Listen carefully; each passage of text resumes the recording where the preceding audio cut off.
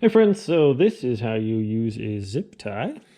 Basically, it has one end, and you can look at that little tab there. You don't want to push it in this way because it doesn't stay.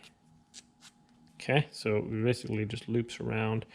You don't want to push it in where the fat end's pointing that way. You want to loop it around this way, so it goes in this way. When you put it in, you're going to hit a zip. That's how you know it is locking, hence the name zip tie. It's going to hold like that. And about the only way to get them off of there is to cut them off. And these adjust as tight as you can make it, basically, until the next little clip there on the thing. So that is how you use a zip tie. Fairly simple, great little thing to hold different things together, and they come in various strengths. I think this one's maybe 50 pounds, 40, I don't know.